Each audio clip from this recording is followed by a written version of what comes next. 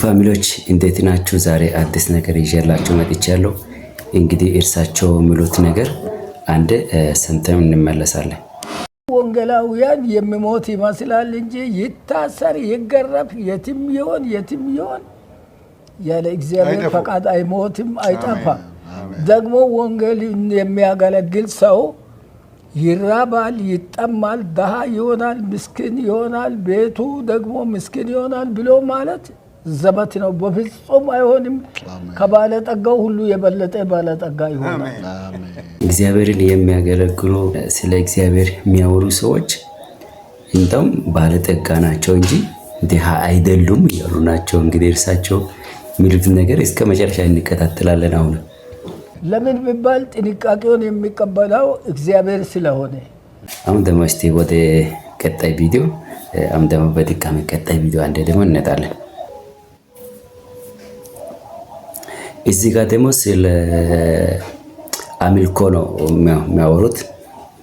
ድሮ አባቶች እንግዲህ እንዴት እንደሚያመልኩ ለተለያየ ነገር ነው ስግደት የሚያደርጉት አምልኮ የሚያደርጉትና ስለ አምልኮ እነሱ እርሳቸው ምን እንደሚሉት እስቲ አንተን አይተን እንመለስ።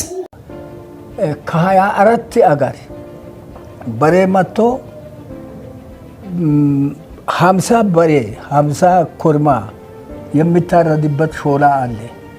የ10 አገር 10 ዝርያ ሰዎች መጥተው ያመልካሉ። ይህን ሾላ ወደዚህ ሲደርሱ ቅቤ የአገር ቅቤ ሁሉ በዚያ እንጨት ውስጥ አለ። የአምልኮ ኧረ በስመ አብ እየሰማችሁት ነው። ግን የሀገር ቅቤ ማለት ነው ለእንጨት ይሰጣል።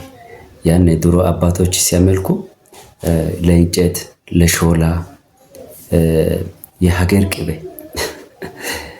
እንግዲህ ከእርሳቸው እየሰማን ነው ያለ ነው። የሀገር ቅቤ ለእንጨት ይሰጣል። ይህ ሁሉ ለአምልኮ ነው። የድሮ አምልኮ ስነ ስርዓት ነው። እስቲ ጨርሰን እንሰማለን። የጋሞ የጎፋ የቁጫ የቦሮዳ የወላይታ እንዲህ ያሉት የጎፋ እንደገና የአርባ ምንጭ የየትኛው ዘር ሁሉ መጥተው በዚያ ሾላ ያመልካሉ። ኢባብ ዘንዶ የተለያየው ኢባብ እዚያ ላይ ያለውን እንትን ቅቤ ይበላል። አመት በአመት በየ6 ወር 50 በሬ ይታረዳል። ይሄ የአምልኮ የጣዖት ቦታ ነው። በዚያ ላይ አባባ ወንዳሮ ከታች ሲያልፉ ያ ሞጋ ሞያ የሚባለው ሰው ወንዳሮ አቤ ይሄ ሾላ በሰላም መኖሩ ያንተ ጥፋት ነው። ምን ለማድረግ ትችያለህ? በኢየሱስም ድረቅ አትልም? አንተ ድረቅ ካልክ አሁን ይዘርቅ የለም። በወላይታ በኢየሱስም ድረቅ አትልም እንደያ ከእነ አባባ ወንዳሮ ጋር እርሳቸው ሲያወሩ ነው። ይሄ ደግሞ እነሱ እርሳቸው ድርቅ ካሉ ማለት ነው እንጨቱ ይደርቃል። የሚገርማቸው ነገር በዚያ ሰዓት የሀገር ቅቤ ነው ለእንጨት የሚሰጠው። በዚያ ሰዓት እንግዲህ እባብ ይበላል፣ የተለያዩ ነገሮች ከዛ እየመጡ ይበላሉ። እንግዲህ የድሮ የአምልኮ ስነ ስርዓት በጣም ከባድ ነው። እስቲ ጨርሰን እንሰማለን።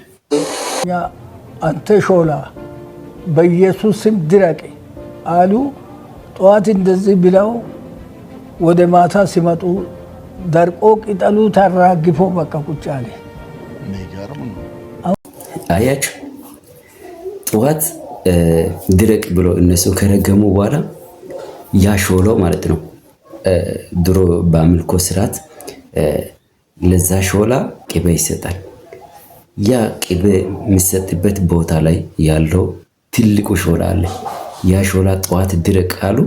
ከዛ ማታ ላይ እርሳቸው ሲመጡ ሾላውም ደረቀ፣ እንጨቱም ቅጠሎቹም እንዳለ ተራገፉ።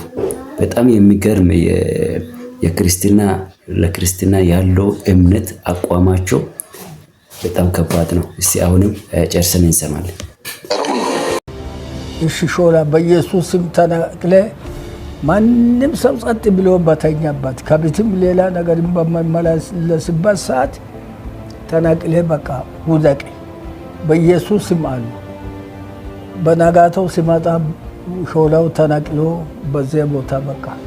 ሌላ በጣም የሚገርም ታሪክ ማለት ነው። የሚገርም ታሪክ እንሰማለን ማለት ነው። አታሳልፉት፣ እስከ መጨረሻ አዳምጡት ማለት ነው። እስቲ አይተን እንመለሳለን። አባባ ዋንዳሮን ኢጣሊያን ወስዶ እሳቸውን አስራው እሳቸው ወደ ጣሊያን ጋር ታስረው እየመጡ ጌታ ኢየሱስ ሆይ እኔ ከታች እሄዳለሁ፣ አንተ ከላይ ሂድ፣ እኔ ከቀደምኩኝ አንተን እዛ አማማ ሜዳ ይጠብቃለሁ። እኔ ከታች እሄዳለሁ፣ አንተ ከላይ ሂድ። እሺ አንተ እኔን ከቀደምከኝ አንተ እዛው ተቀምጠ ጠብቀኝ እያሉ ይመጣሉ። እንደዚህ መጥተው በዚህ ጣሊያን በዚያን ጊዜ እግዚአብሔር በቃ አውሎ ነፋስ አይነት እንትን ሰጠና ጊዮርጊስ ቤተ ክርስቲያን አንድ ቄስ አባባ ዋንዳሮንና ፒተር ዶጊሶን አይተው ፒተር ዶጊሶ አቤት ሳትገለው ለምን ይህን ሰውዬን አመጣው ሲል አባባ ዋንዳሮ እግዚአብሔር ሆይ እኔ አንዳች ክፉ ነገር ሳልሰራ ሳትገለኝ ብሏል፣ ግደል ብሏልና እሱን ከሰማይ እሳት ልኬ አቃጥል በተስካኑንም አጥፋ ብለው አባባ ዋንዳሮ ለመኑ። ወዲያው ነው እሳት ከሰማይ መጣ። ቄሱንና ጊዮርጊስ ቤተ ክርስቲያንን ድብና አድርጎ እሳት በላ። ቆርቆሮ በከተማው ተበተነ። በጣም ይገርማል። በጣም የሚገርም ነው። ባይዘ እርሳቸው ሲጸልዩ በቅጽበት ነው እንግዲህ የጸሎቱ ውጤት የሚያዩት። በጣም ዝናብ ራሱ እንደማይነካቸው ያወሩበት ጊዜ አለና በጣም እንግዲህ የሚገርም ታሪክ አለ። ታሪካቸው አያልቅም። እንግዲህ ወላይታ ውስጥ ድንቅ የወንጌል አርበኛ ትልቅ አባት ናቸውና ዛሬ እንግዲህ ይህን ቪዲዮ ለመስራት በጣም ደስ ብሎኝ መጥቻለሁ ማለት ነው። ቀጣይ ደግሞ በሌላ ቪዲዮ ተመልሼ እመጣለሁ። እስከዛ ግን ውድ ፋሚሊዎች እንግዲህ ይህን ቪዲዮ ለብዙዎቻቸው እንዲደርስ ሁላችሁም ላይክ በማድረግ ኮሜንት በማድረግ እና ሼር ያደረጋችሁ አበረታቱልኝ። ቀጣይ ቪዲዮ በሰፊው እንገናኛለን። መልካም ቆይታ ይሁንላችሁ። ወዳችኋለሁ። ላይክ ሰብስክራይብ ማድረግ እንዳይረሳ። መልካም ቆይታ